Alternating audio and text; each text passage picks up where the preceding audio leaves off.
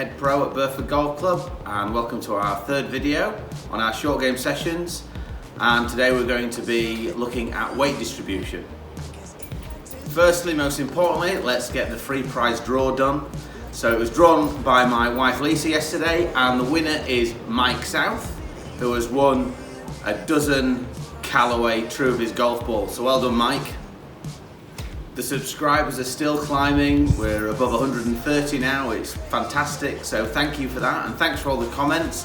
Had some really positive and funny ones, and also a few questions, and we're going to cover those just quickly now. So my technology's all been used up.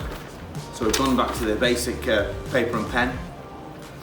We've had a question from Chris Rushton, who has asked, could we do some coaching on distance control on wedges?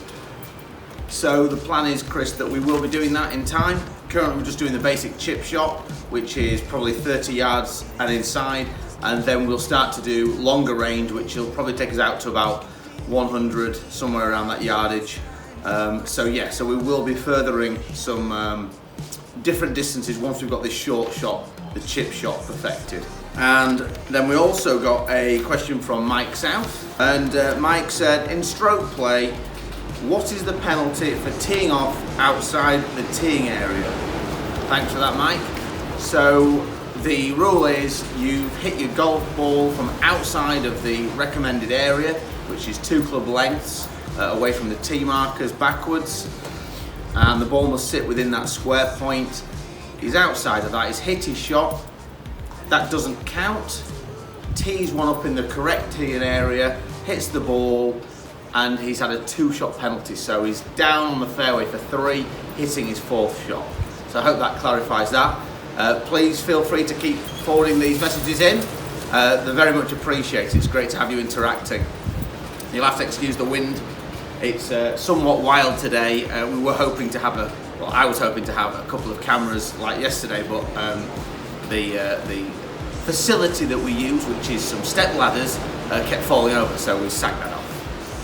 So moving back into the short game now, one of the key things from all of this is strike, where we're really going to utilise the grooves and the centre point of this golf club, and hopefully get the highest level of golf ball control, which will engage with spin, check correctly.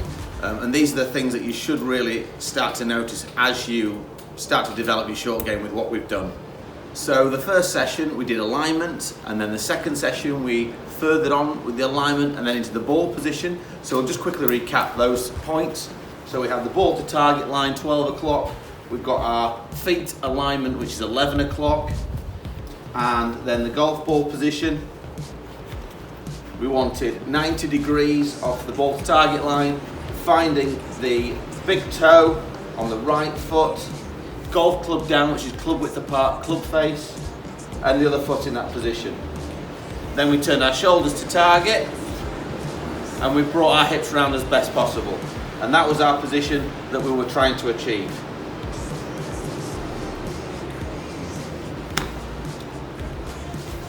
Well, that helps. First time, straight in.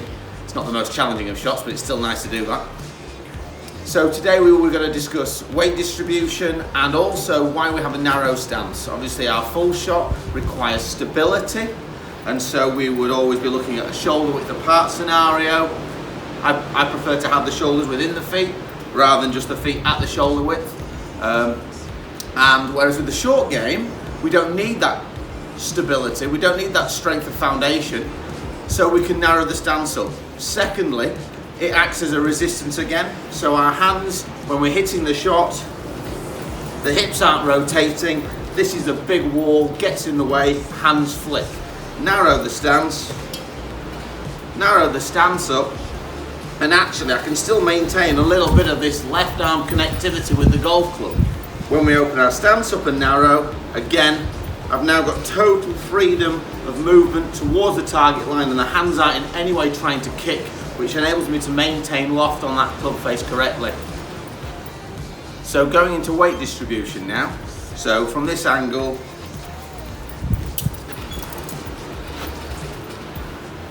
feet, club, shoulders, and it's this point now we need to focus on the weight being towards the target.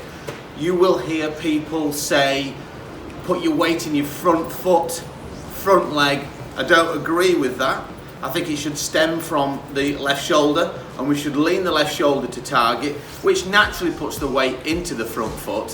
Whereas if we focus on the front foot, we may do this, and now our spine is in a wrong position, very much going to want to get underneath that and scoop it, thin it, etc. And premature hits like a fat as well. So we want the shoulder weight to be into the left side, and ideally try and focus on this straight line. And this is where the mirror work comes in. So we would set up, your mirror would be here, you would engage with your shoulders parallel to the target line, and then we're going to lean and we're going to create this left side. You will feel it in your calf muscles and your toes, so don't stay in this position for long, and it'll take a while for it to become natural, but it's essential that we get our weight into our left side. So we've discussed why we've got a narrow stance, so that we've got the foundation for the shot. If it was too narrow, we'd be unstable. So we've got just enough width for stability, but not too much width to then create more resistance from this left side. The reason why we're in our left side, in our left shoulder, is so that now we've increased the angle at which we're hitting down to the ball. If I put my weight back, we're now got quite an upward track, and now if we lean this way, we've got this downward track, which creates this downward force into the back of the ball, and we punch down into the ball, and that creates lift. We do not scoop the ball. It's very important that we get into a position that we can allow that deliverance onto the back of the ball. One thing that I do want to mention, and I haven't done so far, based on the alignment, is the leading edge of the club. And we've got our grooves, and the leading edge is the baseline of that club face, not the top line, and we want 90 degrees coming off that club face position there. And that's essential for this shot, that our club face is pointing at target line. Okay, so I've hit one shot with success. I'm going to have a few more for you now so you can see those, and hopefully I can play a few more into the net and just see me operating the shot, as I know a few people have commented it'd be nice to see a golf shot. Agreed.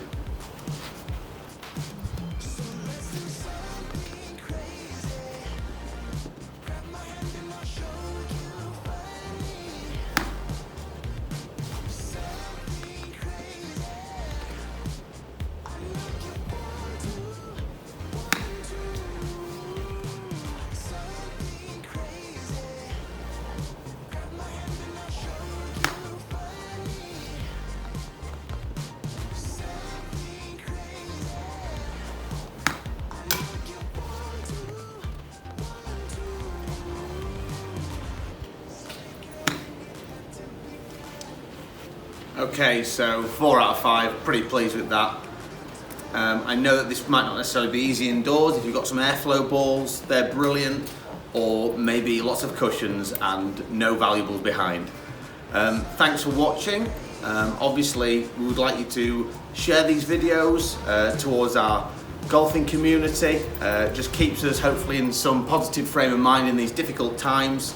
I hope you're all keeping safe, and very much look forward to seeing you tomorrow. Thanks for watching. That I never thought I would feel, you give me meaning. It is too good, this can't be real. This time it's the fate.